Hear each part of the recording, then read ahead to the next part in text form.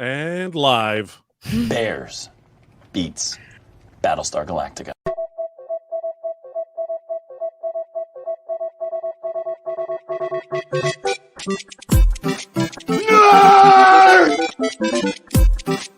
You really adopted the dark.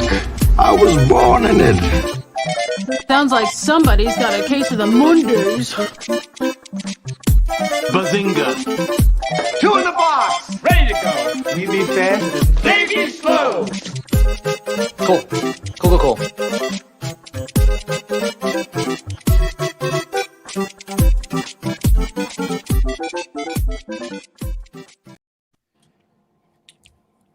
All right, and welcome to the Mt.Geekmore podcast, your favorite podcast where you come to listen and watch, depending on how you're looking at this. 4 people talk, debate, and argue over their top 4, Mount Rushmore, if you will, of their favorite pop culture subjects. Today's pop culture subject, as you can tell by looking either at your Facebook or or YouTube page or your iPhone or Samsung, we don't discriminate, whatever, bro. However you're listening to us, you know already that it's the Mt.Geekmore of TV. Marriage proposals.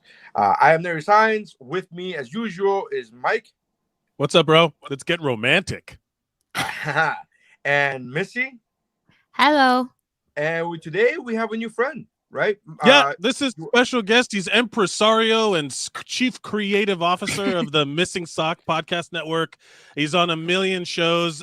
Chiefly, he's on Mike Contextualizes the Universe. He is the one I've been contextualizing to this whole time. Oh, I love that podcast. And thank you. I understand superheroes now. Well, I understood them before, but now it just had me. I've seen them all. You look a bit different than the posters that you guys put out for the Mech Contextualizes the Universe. Because normally you're superimposed onto like Captain America's body or something. Yeah, I was a big fan of putting my head specifically on every hot leather-clad woman I could find. So yeah, sorry to disappoint you if you've been just furiously liking our Instagram posts. Yes, yes, bring that androgyny, please. It's just Gimli the dwarf all day.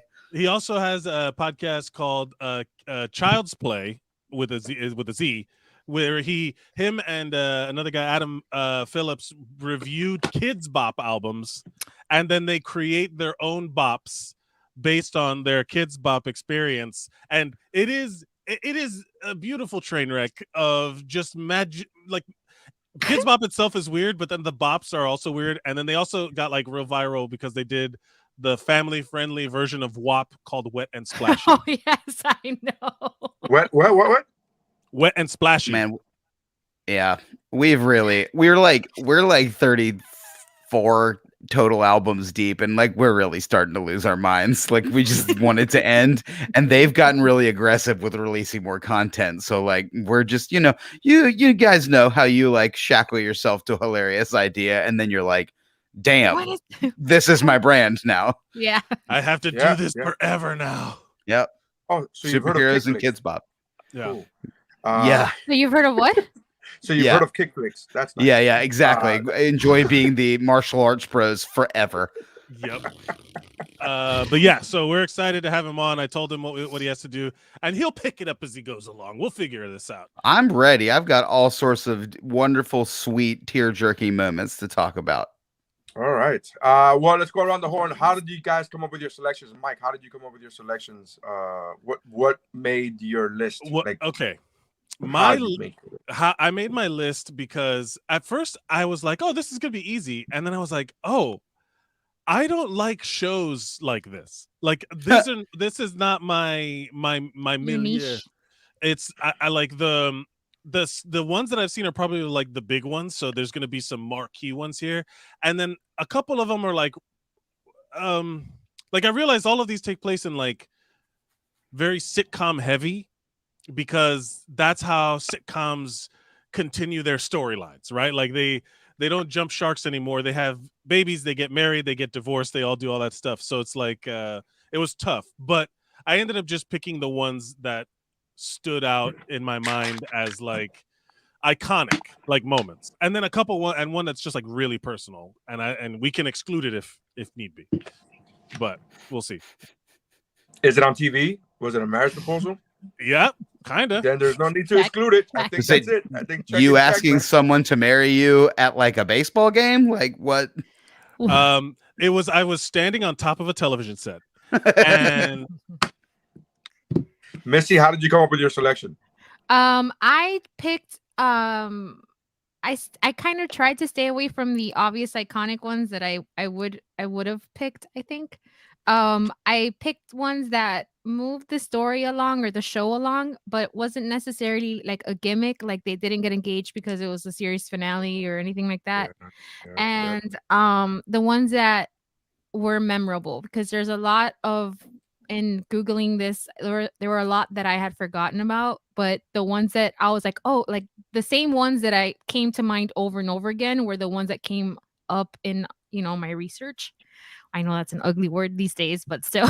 research. So that's pretty much it. It was pretty straightforward. And the ones that they're just so sweet and perfect. All right, Alex, how'd you come up with it, man?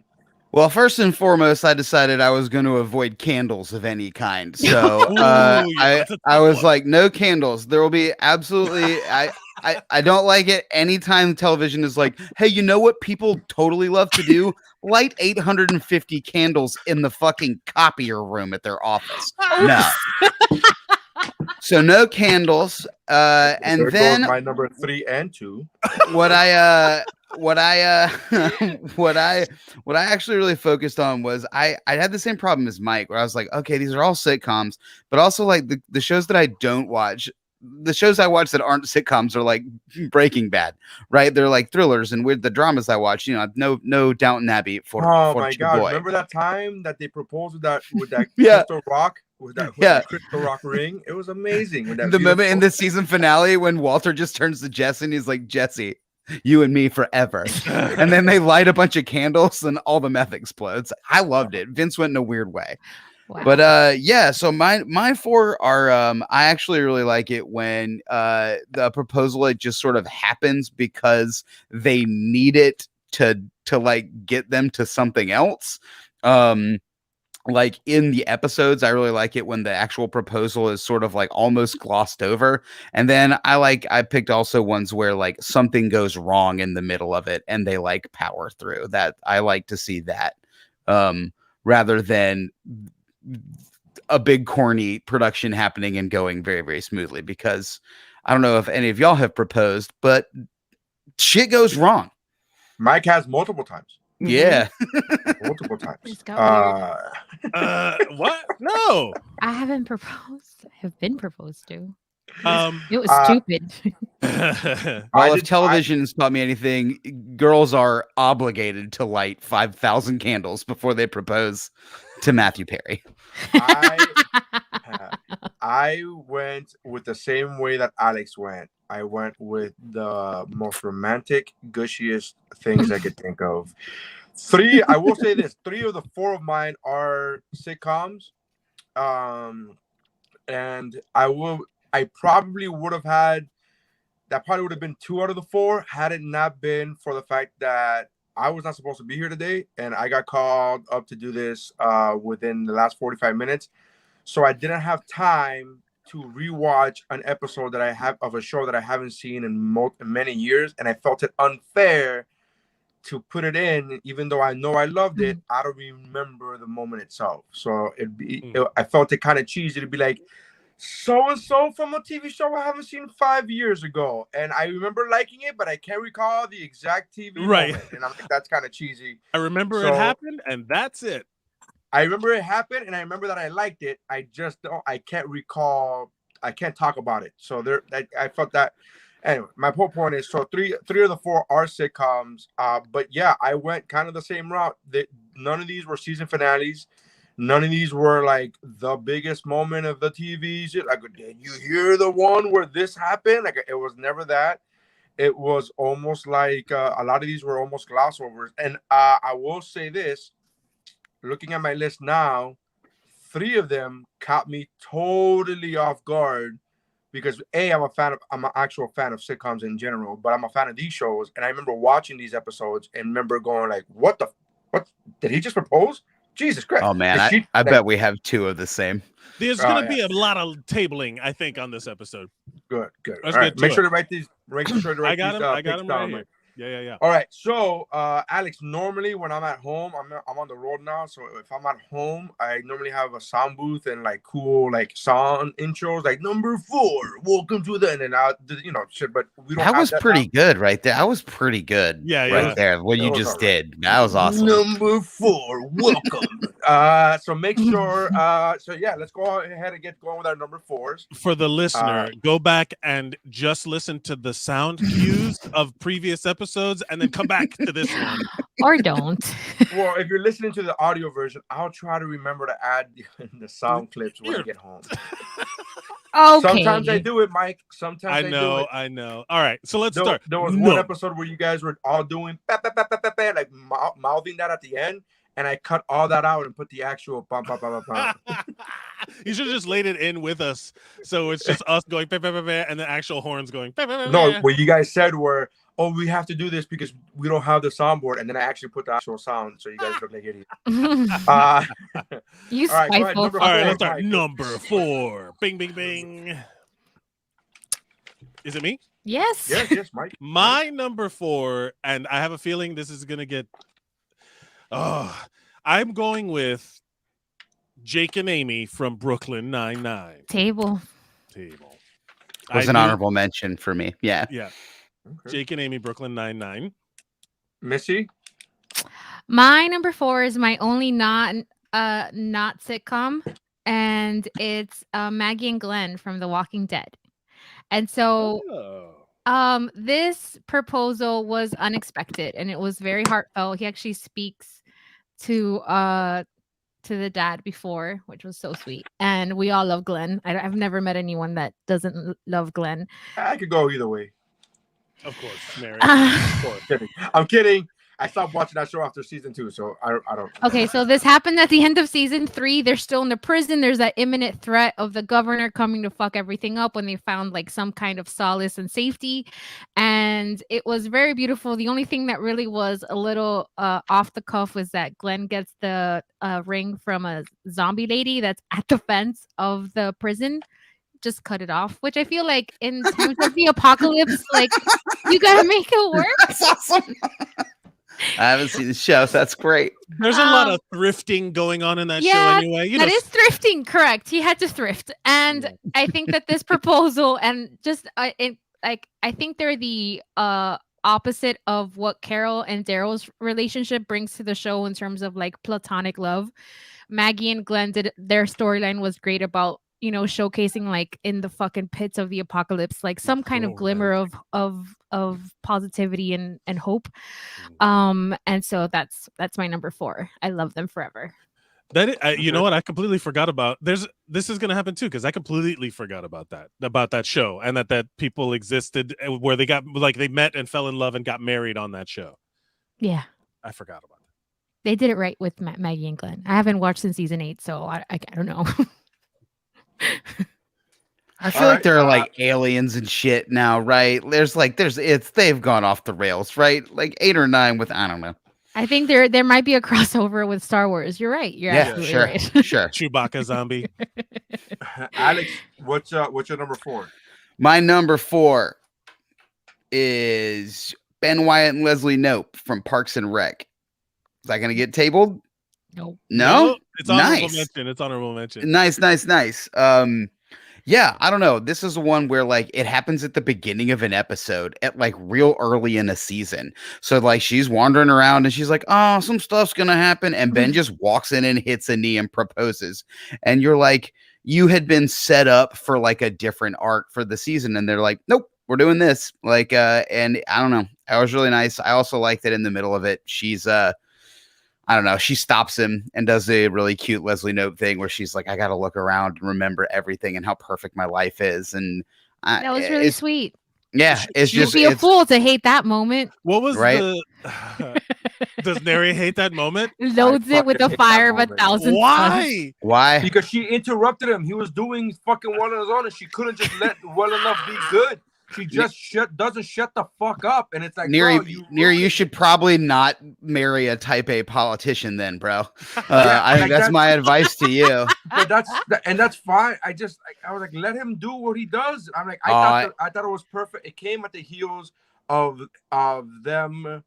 In the previous episode, it was Ben got a job offer. Yeah, that he couldn't refuse. He was already working in DC. It's the same episode. He was already working in DC, and Leslie, they were gonna buy a house, but then Leslie went to that house to look around one last time because in her mind, they can't buy. She the was house saying goodbye to it, yeah. Right, and instead of saying goodbye, she gets to say hello to like the next. So I don't know, man. Nice, but there's a look that up. Ben gives her while that's happening when he's like, "Yep, this is the woman." As he says later when they are when he and Anne are having a gift fight on one, he's like, "Well, this is he's mad at how thoughtful his wife is." He's like, "Well, this is the woman I've chosen to love." Like he knows what he's about. Like he thinks it's pretty great. Also, let's not forget that this is the episode with Jerry's fart attack. Yeah. Which it's just a legendary TV moment, but that's a separate mountain. I just want to hear you say fart attack. I'd rather that moment than this proposal. Wow. Fair enough. Ben takes a knee and then farts for 30 seconds. Oh, Jerry. That's I like that one also because that show is I love that show. After the first season, like I didn't watch it until later, and then when it got to like the sappy, relationshipy stuff with like April and Andy, and then like even the what's his name? I mean that one could be way up there too. I mean, like honorable mention there for like that happens off screen and they just get married in I don't know. No, that's got to be on the mountain of TV weddings for me, where it's like we didn't plan it, we didn't think about it at all, like that. Yep. But this feels something. I'll fight a bear. Yeah. But yeah, that's a good pick. I like that one. Great pick. My number 4 is also Jake and Amy in Brooklyn Nine-Nine. So that's been tabled. We're gonna move on from it. Number 3. Hold on. She literally interrupts him in the middle of it. He's trying to propose, and she does the exact same thing. He's like, "What are you doing? Is this real? What's happening?" Alex, we tabled it. Okay, I'm sorry. Yeah, we gotta come back to it. We gotta come back to it. Moving on. Anyways, number 3. 1. 3 is the magic number. I don't remember any of these things, so. Yeah. Mike, what do you got for your number 3?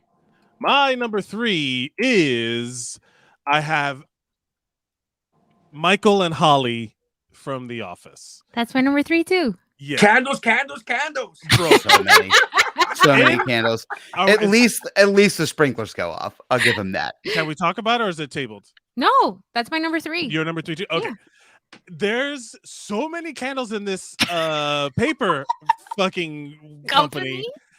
Just a sheer fire has it. And then the Yoda voices, like, oh my god. Here's the thing. Here's why I love this one so much, because in the show they do so much setup to show that these people are so dumb for each other. Like they're so perfectly stupid for each other in like a ways that like complement each other so well.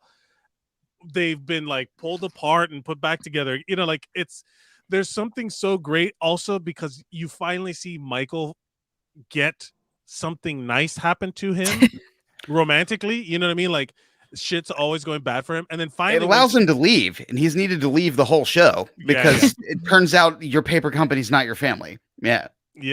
And then that alone, the idea of that Michael Scott was leaving, Steve Carell was going to leave the office. It did feel like kind of tropey, but I just love how stupid it was. Like I just love how goofy. Oh, you're marrying me, you or whatever. Like the whole fucking like I don't even think they did it right.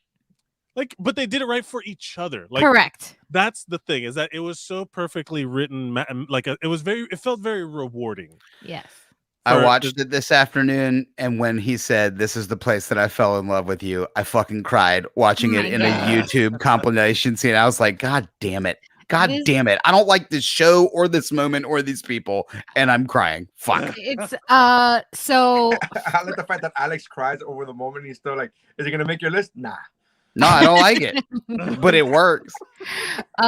So I put them at my number 4 just because it is a very memorable marriage proposal. It does move the story along in that, Michael Scott's leaving. It's number 3. Sorry. It's my number 3. My bad. And again, to Mike's point, like it's just so perfect for this couple. It's like it's not a generic and I think the audience, I mean, I remember watching like the episodes leading into it, and once knowing that Steve Carell was gonna leave the show, I was like, this, if they don't do it this way, it's gonna be fucking awful, because all Michael talks about is how he wants to have a family and kids. Yes, and all he talks about is wanting to get married, and that's why he is with Jan for so long. And I think that Holly is the perfect the handsome reward to him trying to make it work with Jan for as long as he did. He was like abused, like he was in an emotionally abusive relationship with Jan. Like that was such a fucked up relationship. I can't watch the dinner party episode. It triggers me. That's one of my favorite episodes.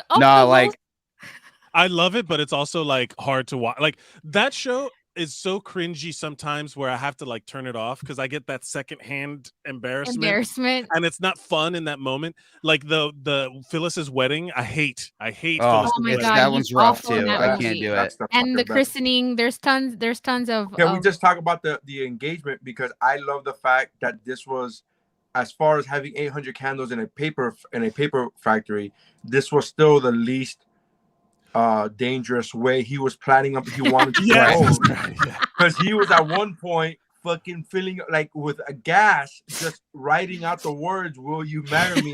That's light it on fire. Well, the fire alarm. Well, he had to get everybody to help him, right? Yeah. Like once everybody helps and he's good. He's left to his own devices, he's going to blow himself up. Yeah. So that I love the fact that people are like, "Oh my God, you're lighting candles in a paper factory, in a paper office," and you're like, "Yeah, but this is still way less dangerous than what he wanted to do." This is the least of the evils. Yeah, this is a safe option. And I also think, and what was interesting to me is that Jim and Pam were Jim and Pam were such the couple for the longest time, but Michael and Holly's engagement outranked them in almost every list that I came across in YouTube like compilations. And I think that speaks to how like genuinely heartfelt and beautiful that moment was, because he had definitely fucking earned it. Like the character had definitely earned it. So, and Holly was not just like a filler character; she was hilarious too. Great. She was great. The scenes with Kevin. There was one scene with Kevin at the vending machine that makes me, where he's like, she's like, so you have 75, you can anything on top of her, and then Kevin looks at the camera, and then it cuts to the talking Henry. He's like, I am going to bang Holly. Yeah, it's so good. One of my favorites is when she takes off her gloves because she was dating that other guy. She gave him the ultimatum, and everybody's looking to see if she's engaged. And she takes off her glove and goes, "Ha ha!" And then Kevin goes, "Hey, fuck you, lady!" And like, fucking they bleep him out and they blur the fucking finger. That's hilarious. Yeah. All right, Alex, what is your number? My number 3 is Patrick and David from Schitt's Creek. Table. Yeah, it's real good. Okay. We know the rest of Missy's list. Shut up. I'm sorry. What are these names? Patrick and Patrick and David. Patrick and David. Right. That's right. You might watch this show. Do not know. Do you really not watch the show? Oh my God, Michael. I had started it, and then I haven't watched the show either. It's a real good watch with your girlfriend show. I'll tell you that too. Really? I don't know if my wife would like that, Mike's trying to say something. What? I didn't like it. He didn't like it. Couldn't get past the first couple episodes. Okay, that's fair. But Patrick will change that. Patrick, we can talk about that later. Yeah. I mean, that's the general consensus. The first season of Parks and Rec is also hard to watch. They didn't know what they're doing. Right. Yeah, they didn't feel the characters enough. But we'll talk about that when it's time. I like the fact that I was really proud of that joke, and it got stepped on, but I like that joke. What? That Alex goes, "It's a real good show to watch with your girlfriend." I was like, I don't think my wife was gonna like that, but I'll give it a try. Oh my God. We got lost with you cleaning up chemical spills over there or whatever. Just I know. I was like, oh no, that's a protein shake. It's gonna be on the floor. All right. Oh, that's gonna smell great. Neri, what's your number 3? my number 3 is going to be very controversial to one person on this list.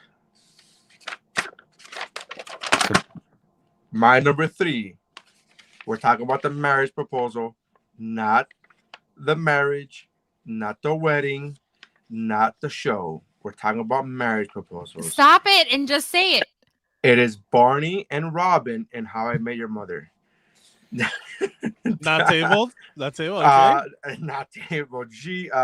Missy hates this relationship, and I'm not disagreeing with the hate for the relationship. Kind of, sort of, I am, but not really. But the marriage proposal itself is fucking brilliant. The entire episode is if you watch the show, Barney has a lot of these things that are called plays in like the playbook. It's literally titled The Playbook. And it's a leather-bound book that he writes out the moves. He writes out the moves to get women. And all of these plays are like ridiculous plays. They're all like absurd, like the scuba diver, and like you come in. They're fuckboy moves. Yeah, Just they're all say that. fuckboy movies. Yeah, but they're isn't all he very like a piece of shit? A Well, piece of shit. I mean, legit. also that's the joke. Like Yeah, the joke is that's that the none joke. of this is fulfilling for him, and he's a bad Right, right. person. Yeah, he's a bad person. This is the show that taught me what the difference between a sociopath is. The difference between a sociopath and a psychopath, and how Barney is legitimately a sociopath. And I'm like, oh, I get it now. Like that it's what taught. This show is what taught me that.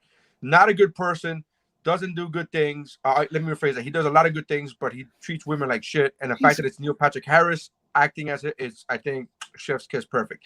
This proposal is fucking great. The whole episode is a move, but you don't realize it's a move until the fucking very end. How Barney has been manipulating the whole situation to get Robin on the roof of the news building, which is her favorite place on earth, and he proposes to her. And it's a winding, twisty, like you don't expect it, you don't see it coming, and then when it fucking happens, you go, oh, what? And then at the very end, he explains it very much like he does explain his previous moves in previous episodes, which is another thing the show did great, was do callbacks. And they called back the whole playbook thing, and he read the moves that he did, what he had to do to make sure that this ended up happening. They weren't even dating at the time, these two characters. That's how much of a fucking loop-de-loop it was for. And I thought it was fucking perfect. They really earned it, writing wise, man. They if you go back and look at it, I love that show too, man. And the writing is so tight, and they do it's a season's worth of stuff that they go back to and point to, and in the proposal. I remember watching it too. It's a magic trick because Barney's a magician, and you're just going, oh, damn, the whole time. Yeah, it's great. Did they Kaiser Sozate it, where they go back and essentially, yes, it's a Kaiser Sose proposal. Kaiser Soze Essentially, proposal? it's exactly that, which is why the relationship don't work out. Spoilers, sorry. Right. Which is my disclaimer. It's not. This is not. This wouldn't make my mountain for TV relationships, and it wouldn't make my mountain for TV weddings, but it does make my mountain for TV marriage proposals, because it is fucking a great marriage proposal, and it gets you in the feels. All of them from here on out, all of my picks are gonna get cheesier and cheesier, so buckle up, because this one gets you in the feels, and I love this episode. I love this proposal. So there you go. That's my number 3. Let's go round 2. Wait. I forgot to do this for number 4. What are the? Right, yeah. Oh, so the number recap? 4s were Jake and Amy, Brooklyn Nine-Nine. That was me and you. And then Maggie and Glenn from The Walking Dead. That was Missy. Alex had Ben and Leslie from Parks and Rec. Number 3s, Missy and I had Michael and Holly from The Office. Alex had David and Patrick from Schitt's Creek. And Neri had Barney and Robin from How I Met Your Mother. Did you put Robin with a Y? Because that's how Robin with a Y. Did you spell Robin with a Y? Because that's what I'm kidding. Yes. The answer is yes. The round 2.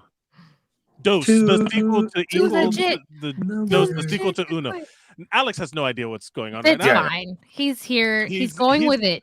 It's a yes and situation. I know about Chris and also Cross.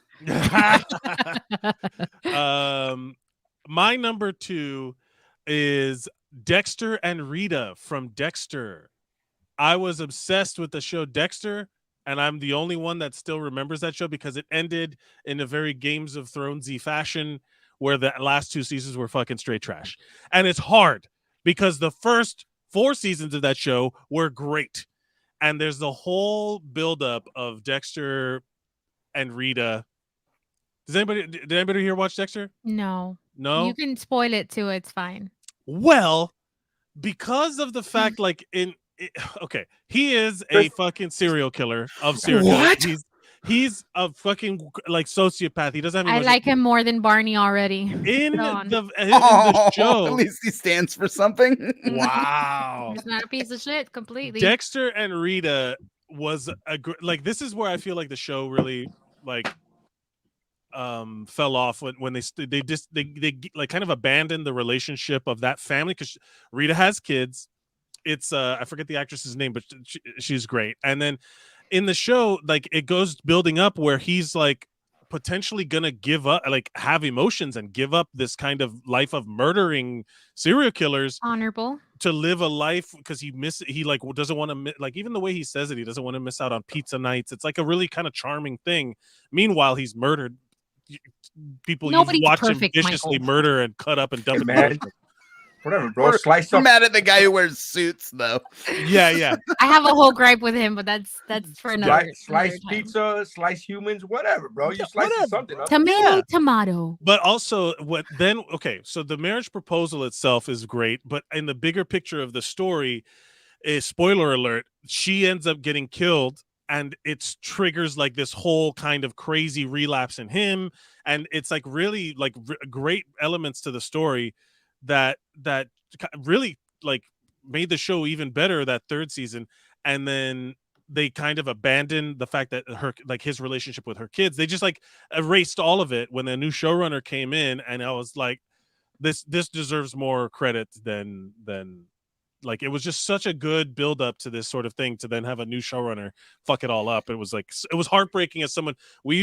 I have with my friends Chris and Steven, we had the Brotherhood of Dexter. We would go and we would watch Dexter. We would eat donuts, and we would, like, because he brings donuts, and we would eat pizza, and we would watch Dexter every Sunday at my friend Steven's house.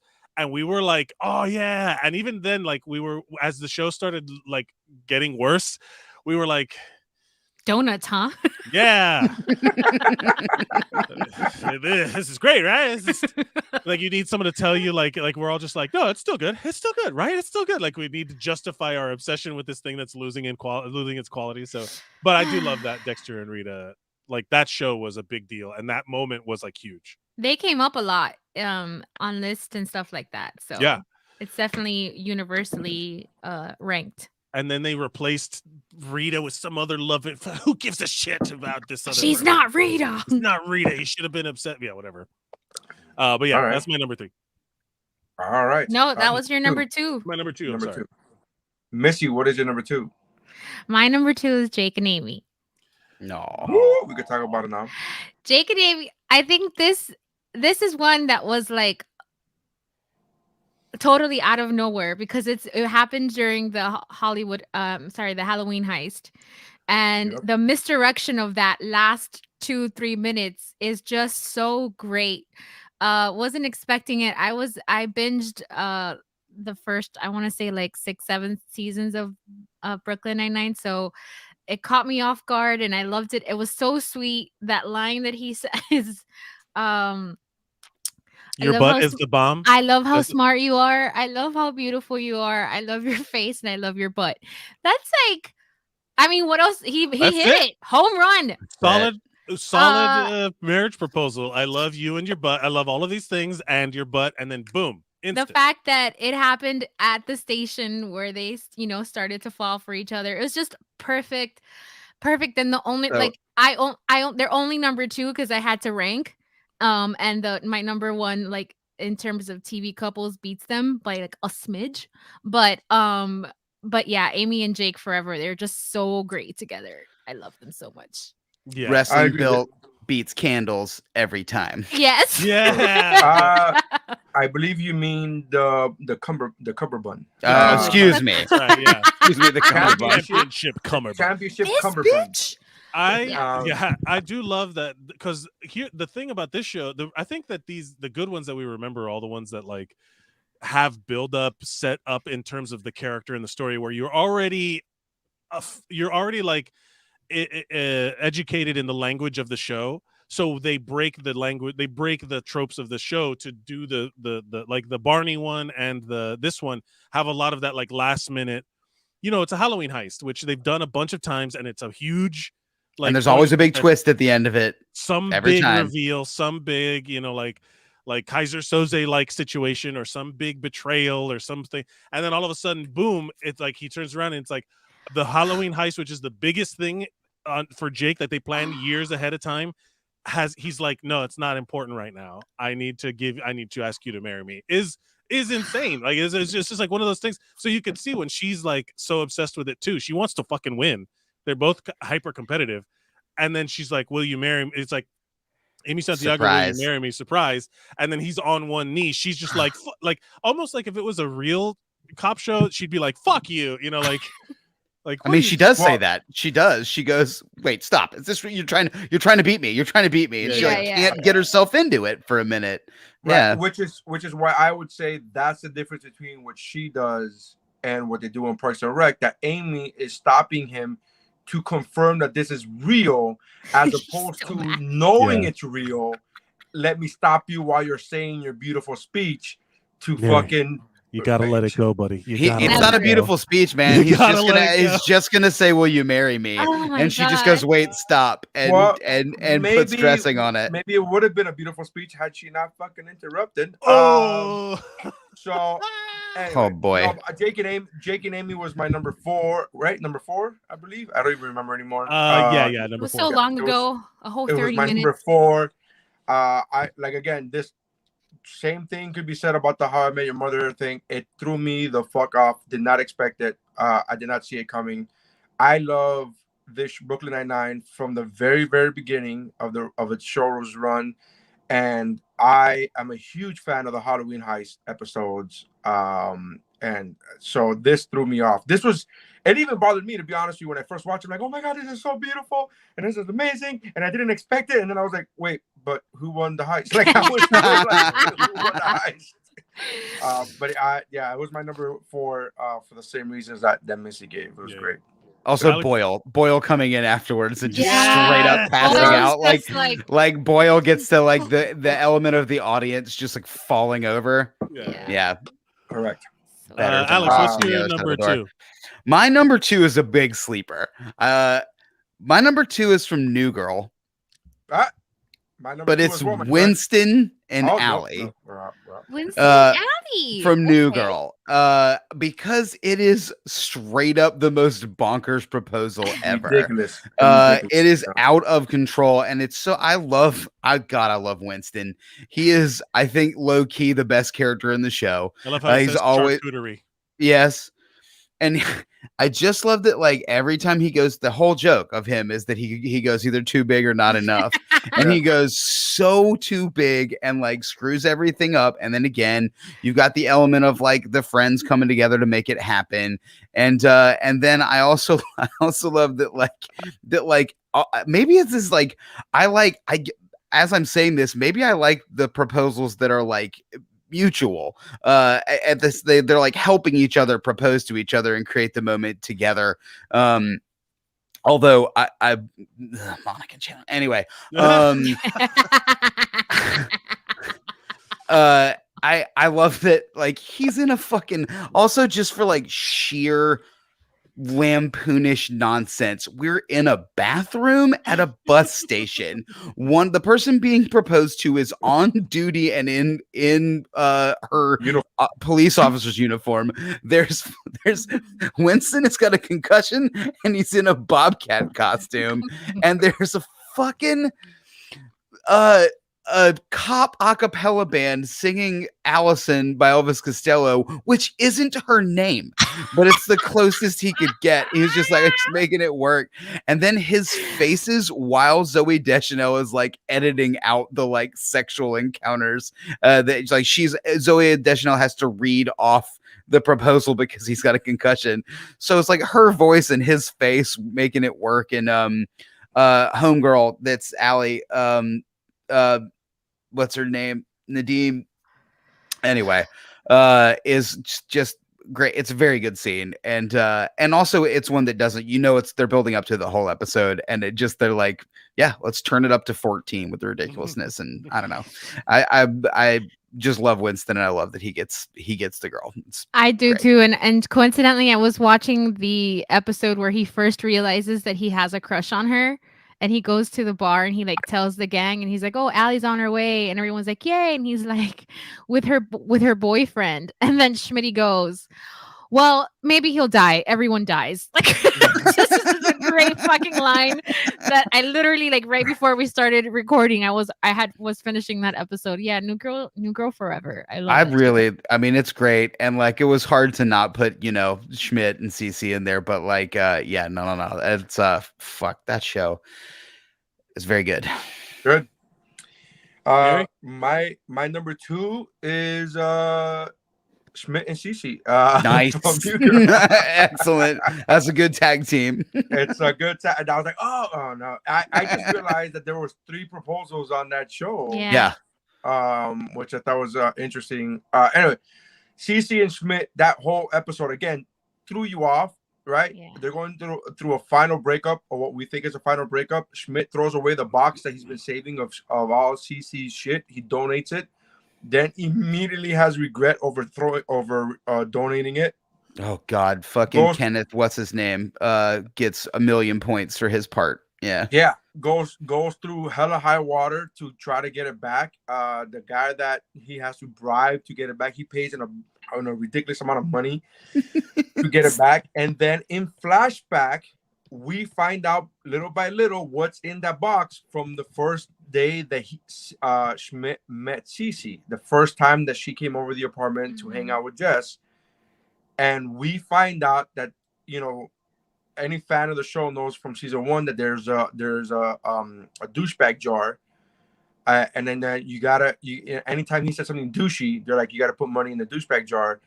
And I think it was a 20. Am I correct in saying so? It was a 20. It wasn't $1, but I don't know if it was a 20. I forgot what it was, but he gives anyways, we find out the reason why he was trying to get that box back is because there was a bill. I think it's a 20, maybe it's a 5, who knows what it is, but it's definitely more than $1. And it's the same one that he put in the jar, and we find out like half a second before he proposes, we find out that what they made him put that money in the jar for was when he met her.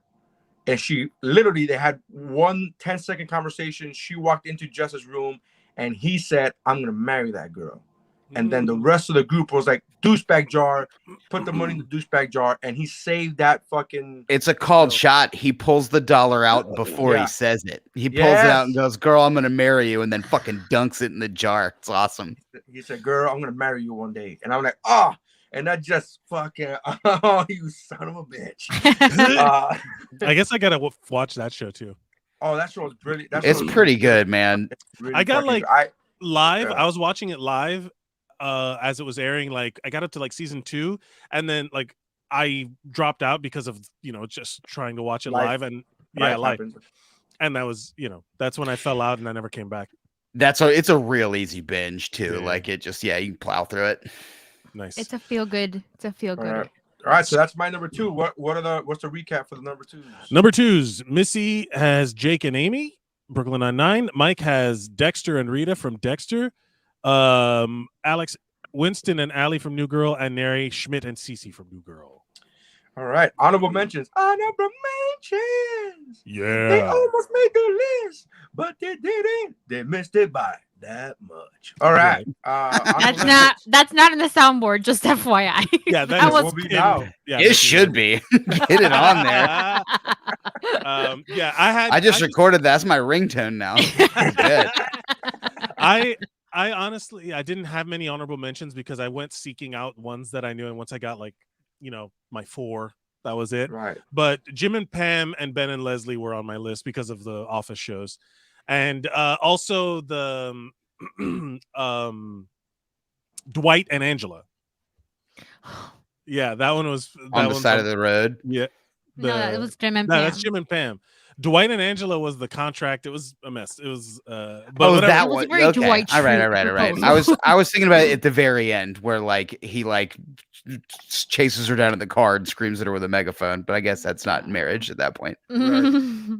But yeah, that's it. That's indicative of marriage, just not marriage proposal. But that is. Missy, any honorable mentions? Yes, I had Will Mack from the newsroom. Solid. Yeah, Sheldon and Amy from The Big Bang Theory. That shit was a curveball. I screamed so loud, people thought something had fallen on me. It was okay. And Mitch and Cam.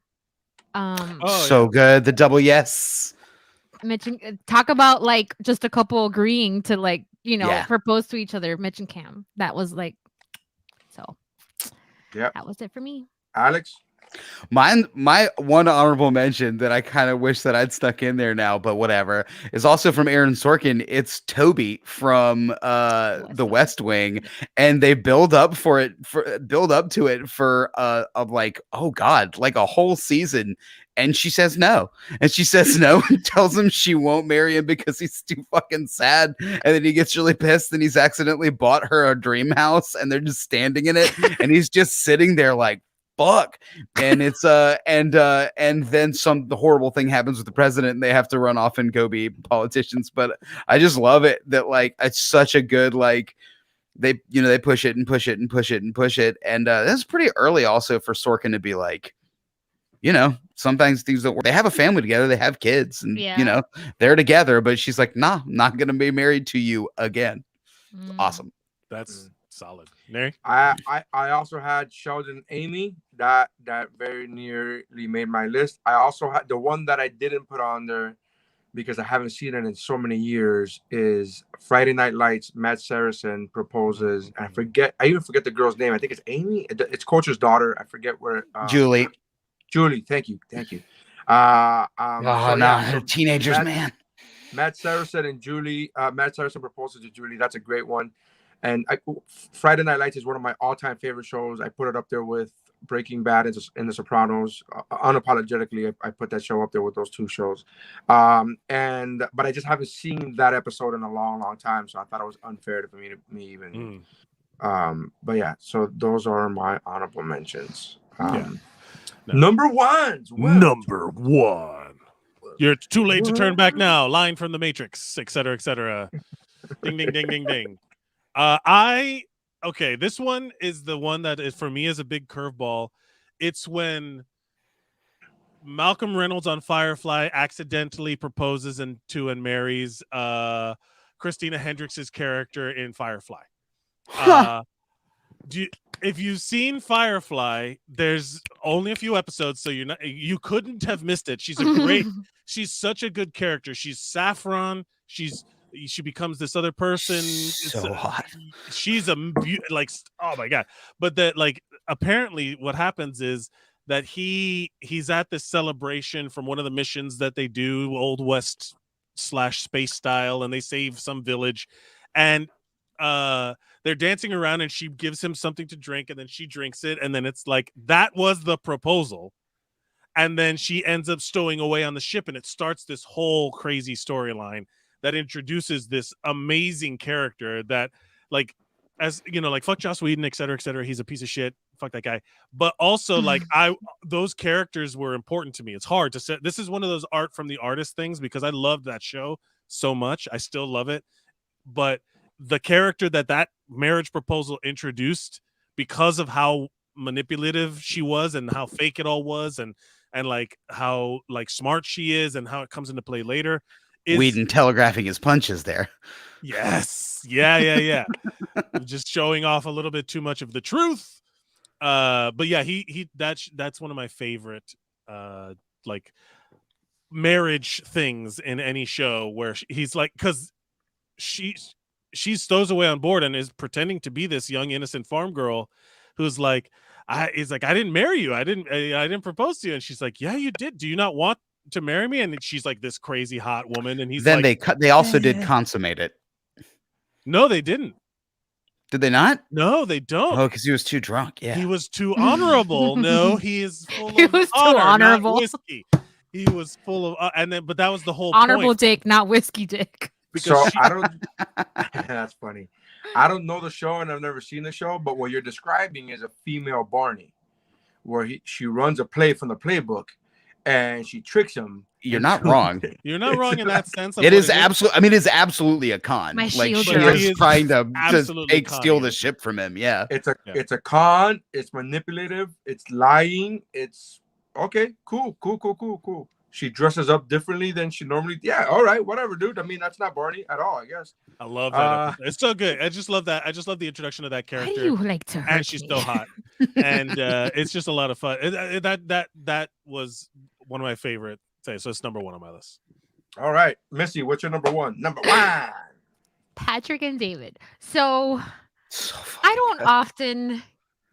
don't experience happiness or joy very often, but like talking about this Jesus. fictional couple, As your best friend, I could attest to this. Oh As your my best friend, God. I could attest to this. I don't often feel the rush of serotonin that normal people feel, but just thinking of Patrick and David just like gives me hope like across the board. This couple, I think, just separate from the marriage proposal, in the last 10 years, nobody comes like close. My personal They're a opinion. very important television couple in a lot of ways, like representation wise. Like they're just normal and two What- guys, but like, yeah, also they're fucking great. So, What I will say is that what Patrick does for the character arc of David is phenomenal. If you remove Patrick from that show, I probably wouldn't have kept watching because it doesn't really. There's not really much. I don't know. To ground him, there's not really much to ground him. Yes, because Patrick is such complete opposite of David, and it fucking works. It works so beautifully. And so this is a build-up where Schitt's Creek was like it was a Canadian show, so it was like 12-13 episodes was one season, so it moves fast. But I did personally, when I was binging it last year, I personally didn't see that coming. It starts off where they're going on a hike, which is like such a not David thing to like that he would ever be into, but you show his growth, you see his growth as a character where like he's bitching about it, he frustrates Patrick, but then he's like, Patrick gets hurt and he carries him all the way to the top because Patrick wanted to do this. David loves Patrick. Like it's just such a beautiful moment. And finally, when the big reveal comes, I love that he didn't propose with a regular ring. It was the David rings that he used. I love like David's face, his reaction, and the fact that there's like that sweet moment of like, are you sure? And Patrick, like without missing a beat, goes, easiest decision of my life. Ugh, just 10 out of 10. Love this couple and this proposal. I often say when I do these mountains that like if we were to do the same topic 6 months out, I would probably change the whole mountain. I don't see that happening for this mountain because I fucking love these two so much. Also, they do it on top of a mountain. Like it is they literally climb to the top of a mountain with like a hole in his foot. And I believe the line is, I didn't carry you to the top of a mountain to not eat cheese after. Yes. because Patrick tries to call it off. Patrick gets nervous, and this is again like it's collaborative. Like they have to like literally drag each other up a fucking mountain so that they can get there. And it's beautiful at the end of season 1 of Schitt's Creek. When things get hard, when he has sex with what's her name, Stevie. and gets with Stevie and gets freaked out, he runs off into the like wild again, right? The next time we see him is in a field with a scythe, being death with the Amish driving the Amish people nuts. I texted Alexis. And then the next time he gets like out, like things get hard, and instead of running away, he keeps going, and like it's because he's got somebody to do it with. Awesome. Yeah, it's just a great. He's a great counter, and their relationship mirrors a lot of Moira and Oh yeah, absolutely. David. Not David. I forget the dad's name. God damn. His real name is Johnny. John. Yeah, Johnny. They work the same. With something that in the last season when they're engaged and they go to that wine tasting, it's very the moment I think for me is again binging it was like, oh my god, they're totally like the counter of these other two characters, because Moira is such a big personality and the other one is like super chill with just like going with it, and that's so Patrick and I like how David. you're saying that Eugene Levy is the chill one. I mean, You know he what I is. mean? Like, He's the I know level-headed, in the show, I grounded know, one. but But he's yeah, always he's an like idiot. such a wild character. But Yeah, no, well, but- that's a good. And you've got the third couple in that show sort of anchoring them, which is the same thing, right? Alexis is this big, intense, and like they don't. That one, I'm sorry, I don't want to. I want Mike to watch the show. I don't want to spoil it. Yeah. But yeah. Yes, but to that's whatever great. you're thinking, which I think I know what you're thinking. Yes. That they do, absolutely. like Yes, they, you know, like, don't- but it's the same thing. It's the big insane person and the like very grounded, straightforward doctor man. So that's my right. Number one. Alex, what is your number one? This ain't gonna take long because mine's way off the mark because the actual proposal of it is ridiculous. In 30 Rock, when Liz and Chris get engaged, they're literally they're mad because Dennis adopted a kid, because Dennis adopted Black Dennis. Liz is pissed off, and they're like, I'm Chris. I married Liz. And Liz is like, oh, okay. And they're like, are we doing this? Is this happening? Yes. And then they fucking, and then they Top Gun high five and they're engaged. Boom. It's awesome. Ooh, Top Gun It's like- High Five is Top the Gun perfect High Five is end of good. an- yeah. It's like a very like they're making fun of people getting engaged and then realize that they have just proposed to each other. Yeah. And they say yes. And it also happens at the beginning of the episode and sets off my favorite marriage, which is a 1-episode marriage arc, which is very, very, very, very good. So like it's all just sort of like we're just gonna like make this happen and knock this shit out. Like we've been waiting for fucking 7 years for Liz Lemon to fucking finally get married, and they just like boom, they just drop it. They just do What's it. the guy's name? Chris with Chris. 2 S's. Christopher Cross. Chris with 2 S's. Christopher Cross. So good. Yeah, Marsden is great. So good. I just love it. I love everything about that moment. I love everything about their relationship as well. That like there's the Han Solo moment at St. Patrick's Day. Like, oh man, that show So man, good. it's so good, but also it's like How I Met Your Mother, or like we're like 5 seasons. I watched Monica and Chandler's proposal. They're in a binge that like 2 days ago. Like we're there for Friends, but like, you know, you go back and watch sitcoms and they're like, there's stuff that pops up that you're like, gee, and like, boy, there's just a whole lot of Liz Lemon making fun of black people, just like a lot, just like a whole lot. But it's Uncomfortable amount. yeah, it's like a lot. But like, you know, That's the next Mt.Geekmore episode. Is like sitcoms that don't hold up. Here's Oh. but it also, that's the thing with like Don't Ross age too. Is like Ross is a homophobe, but like also it's always, but like we're always laughing at Ross for being such a dumb homophobe. Anyway, Yeah. Liz and Chris with a bullet, number one, fucking dee and a fucking Top Gun high five. Perfect. I love it. All right. My number one is my only sitcom pick that made the mountain. That made my list, and it is I will say that the proposal is great and all. It comes at the very end of the episode, unexpected, but what makes it is the song. Not just that there's a song playing behind it, but there is a song that the main character is singing, even though the show is not a musical. So the pick is Barry and Iris in The Flash. Oh man. So Barry and Iris in The Flash, they've been dating, they finally get together, so on and so on. They have finally just beat one of the big bads of that season. Every season has a different big bad. They finally beat one of the big bads of the season. If I'm not mistaken, I forget whether or not it was the end of the season or the middle of the season, because every season for The Flash has like, oh, there's a big bad, and then like 12 episodes in, they beat that big bad, only to find out there's a bigger bad controlling that big bad. Mm-hmm. And I forget which one of these this plays in. So there's a overwhelming doom looming over the group about the Flash's future, because one of them can see the future, and the Flash dies, and blah blah blah and shit there. So, or I think this season is that Iris was gonna die or whatever it was. Yes, Iris. So, yeah. So then he starts singing a song when she gets home. He starts singing a song, which, by the way, I'm really bad at names. The actor who plays Barry, who plays the Flash, actually sings and is available. The song is available on iTunes, and it's called "Coming Home to You." And he starts singing the song to Iris, and the whole song is about how he will always spend the rest of his life running home to her, to spend time with her. And the end lyrics, because of the Flash. Yeah. Running, Did you get it? No, I The got it. I subtlety? got it.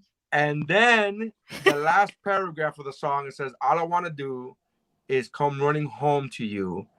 Come home, come running home to you. And all my life, I promise to keep running home to you. To you." And I was like, Feelings. What He's just, feelings? so it's stunningly beautiful. Again, I know it's kind of cheating because they're using the tool of music to drive home the point. And if anybody knows, like, you could tell the importance of music when it comes to big moments. Even like if you take away the music in that big Independence Day speech from Bill Pullman, the speech isn't really all that great. It's like literally they have it on YouTube. You can go watch that speech, that big speech, and everybody's like, "That's a fucking great hoorah speech," and you take away the music, and you're like, "It's just a fucking dude talking." So I know that if I were to ever watch this scene without Barry singing the song, it wouldn't have the same effect. I get it.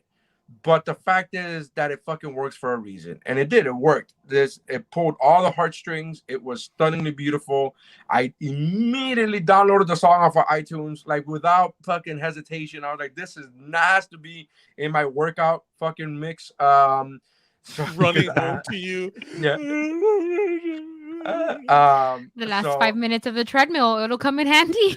It will.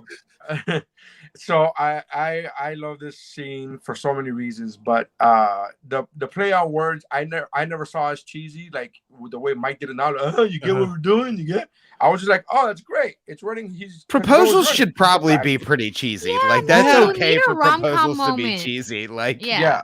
I'm So- not making fun of it. I'm making fun of No. you. You did the Liz That's- Lemon. You did the Liz Lemon Chris thing where you're like, like you literally. Well, now I did gotta that get one. married to that fucking song. Ugh. Yeah. So, but I thought it was great. But I agree. I am acknowledging the fact that it's pulling out all the big guns for this trope. I acknowledge it, but it fucking works. It works. It's like when you go log into Pornhub and it goes suggested for you, and you're like, you don't fucking know me, and you're like, oh no, I do. Yes, actually. This... Oh, nailed it. Oh, Nailed it. dang, that is exactly what I wanted. Pornhub, thank you. Yeah, exactly. I'm like, I didn't even know I wanted this, but What? somehow you knew that I. Okay, great. And that's Thank what you, the Flash Pornhub. episode. I that's didn't what the know I Flash For wanted showing this. me tricking girls into having sex with me using magic tricks. Guess is exactly what I wanted. And then they just don't interrupt me at all. They stand there and they're so impressed with my performance. This is exactly what I wanted, Pornhub. As Thank I you. sing a song. As I sing a song. It's So fantastic. funny. Oh boy. But you see what we did? Alex just did the Kaiser Soze. Like he just did the He did the callback Kaiser to the Soze. entire episode. Tied it all in He together. Kaiser man. Soze Neri's entire list. Uh, But that's good. So that's it. Now we gotta do what's the ultimate mountain? the final mountain. The The only final repeats. mountain. There was 2 repeats. There was the one from Schitt's Creek, and there was Jake and Amy from Brooklyn Nine-Nine. And Michael and Holly. And Michael and Holly were repeat too. Oh, Yeah. really? Okay, so we Yeah. only got to come up with one more final for the final. And we could mountain. just do a 4-headed new girl, all 4 of them together. Almost a repeat. So So the ones that are not repeated were Maggie and Glenn from The Walking Dead, Ben and Leslie. I'll Bar- let that Barney one and go. Robin. That's Yeah. fine. Barney and Robin, Dexter and Rita, the new girl ones, and no. One of the new girl ones got to like one of the No, no. No, there No, was there no was right, two. you're right. the mine from Firefly, Malcolm and Saffron, and then Liz and Chris and Barry and Iris. Yeah. So we got. I'm all for any of them that are not called Ben and Leslie. I like the 30 Rock one because of the fact that it does make fun of the marriage I proposal. agree. I'm I'm in. leaning. Yeah, 30 Rock solid. Hell yeah. I Yeah. clearly that's just got so good. Oh, you want to get married? Yeah, like that's Chris pretty solid. Lovelace. I can only hope mean, that Mike proposes that way. I hope and pray that Mike yeah. proposes that way. Oh, do you want to go to the museum and get married underneath a dinosaur? It's a whale. Oh, that's what's wrong with that scenario, That's is that he what's got wrong the with that fucking scenario. animal wrong. Animal. Just a different room, Mike. Neary's like 100 feet away. Like, where the fuck is Mike? Will He said the dinosaur. Neary sitting there with a Bible and like a little collar. Where Man, the fuck? pre-COVID, there was a thing that you could do where you could go camp out underneath the blue whale, underneath the big whale, and stay overnight in the museum. And I wanted to do that so bad. You can get married under it. We looked. It is not cheap. Yeah. Well, you just don't have to tell them. Yeah, just do a gorilla Just style. go, walk Flash in. mob. Yeah. Yeah, just do a gorilla Walk in. style. Like, Yeah, but I mean, like, then I can't get drunk under the whale. I don't care about saying no, my no. vows under the whale. I'm not I want to talking get wasted. No, that's a I don't different care story about- altogether. I don't care about pledging my ever-ending love. Do that for anywhere. The woman I want to spend the rest of my life with. Man, I want to fucking drink, bro. Let's Yeah. drink. Yeah. Yeah. I'm all not right. getting. Yeah, no, that's not that. Yeah, I'm just, like, what are they gonna do? Like, sir, you can't stand here. I'm like, I'm a patron of the and- museum. You can't wear a suit. stand and answer questions asked by a friend. You can't do that Yeah. here. You can't you do it. Just Are you chatting wearing with a my tuxedo? friend. Strike 3. Get the fuck out of here. Get out. Yeah. Teddy Roosevelt hates this. Leave. So, rest in peace, Robin Williams. So the final mountain is Jake and Amy from Brooklyn Nine-Nine, Michael and Holly from The Office, Patrick and David from Schitt's Creek, and Liz and Chris with 2 S's from We 30 did it. Rock. It's 3 out 8 of white 4. people. 3 out of 4, baby. Oh, Guys, you we almost did got it. a person. All I wanted to do is bring attention to the song "Coming Home to You," "Running Home to You" by the dude in the Flash. That's all I wanted to do is bring attention. That's the whole name reason I on Apple Music. The dude from the Flash. That's his came. artist It name. doesn't His matter. name is If you Grant put Gustin. "Running Home to You," it'll come up. It'll be fine. I'm Yeah, not it's the trying one- to add no mushy love story bullshit Oh, to my fuck that. playlist. I wish we could end. Man, I hate the fucking I know. licensing because It's so this bad. is be the perfect time. When I used to do my live show, I could do that shit all the time. Ask Alex; he would come to the show all the time. Oh, yeah. I'd play whatever the fuck I wanted because it was a live recording, not on air. You know, it wasn't like straight into the microphone. That shit was insane. We could play whatever we wanted. Now we're so limited. I I want to know. play "Running Home to You." Anyways, thank you guys for checking us out. Make sure you check out the podcast. If you're listening to the audio version of this, check us out on Facebook, on YouTube. You can check out the video. It's still up. All the links are on our bios. Everything is Mt.Geekmore, including our Cash App and including our Patreon. You go to patreon.com/MtGeekmore, or the Cash App is $, MtGeekmore. Alex, because you are a guest, we're going to give you all the proceeds of tonight's episode that get donated by Cash App. It would also Hell be the yeah. first time. It would also be the first time anybody donates via Cash App to the Yeah. podcast. But all the proceeds from this episode go to you, my friend. I Thank look you very forward much for to stopping spending by. $0. Thanks for having me. This was great. This was a ton Yay, of Thanks for fun. thank coming you. on. Thanks so Thank much. you for coming in. Check out his podcast on the Missing Sock Network. So make sure you go check that out. Mike is in a bunch of them. Alex is in a bunch of them. The Kid Bop one is really fucking funny, man. I mean, I'm not dissing any other. That's the one I've listened to, and I'm like, that's really Thanks, man. fucking good. Yeah. Take shots at the other the co-host that's not on the show that the co-host right here is not on. Not Yeah, contextualizes. yeah. Because Mac contextualizes the universe is like it's been done, right? We Alex did it. Neri was going to do his own podcast that was called Neri Contextualizes, Mike Contextualizes the Universe. Oh my god. And I want to Be call his incredible, bluff, dude. but exactly like just fucking do it then. Prove it. Oh, Yeah, no, gosh. but the problem with that is that I have to listen to Mike again, and Yeah. so Yeah. I don't wanna go for the whole. I'm kidding. It's just look, man, I'm already doing 4 podcasts. Do I really want to do another one? I get Bro, really don't tell frustrated. Alex that Alex is in the same boat. I've got there's too many. He's I tired. man. started I've had 2 podcasts. I had one podcast for 10 years. The second one came like 5 or 6 years ago, and then the last 2 I I started a year ago, and I'm thinking, oh, it's COVID. I have plenty of time, and now this just caught up with me. I'm like, I don't really have time anymore. No, I effed up and did that too, man. I started like 6, and then all of a sudden people want me to go places and do stuff, and I'm like, no, I have to listen to Kids Bop and I have to listen. I have to watch Marvel movies. Leave me alone. that's how we are with martial arts movies now with kick flicks. It's like, Mike, what do we have to do? I'm like, doing homework. What's your homework? Yeah. Watching a ninja assassin. I know Ugh. it's so horrible. Yeah. But Mom, leave me alone. I'm watching Street Fighter. Jeez, Mom. I have to watch this for a show. Anyways, thank you guys for checking us out. Check out Mike's Instagram or his social media handles, always at Mike Mercadal. Missy's is at Missy the Writer. Alex is at R Alex Murray. And make sure you check that out. And then mine is Neri Signs, except for my Instagram, which is still Neri Comic. But there's positive feedback from Facebook. I'm just awaiting a word, and I've been waiting for the last 4 days on whether or not I get my original account. Yeah, so I'm just waiting. It's just a waiting game. But I do have. There was a glimmer of Facebook's hiding behind a door with a bunch of lit candles, waiting for you to walk in, man. I'm ready, baby. The proposal is yes, a million times yes. Instagram, please.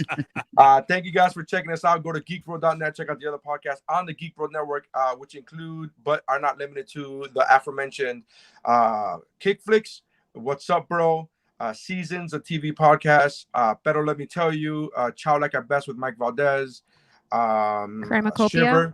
Shiver, Cramacopia with which is the newest one on the network, which is with Q and Jeff. So make sure you guys check that out. Go to geekbro.net. You guys have been great. Thank you very much. That's how lists are made. Yay.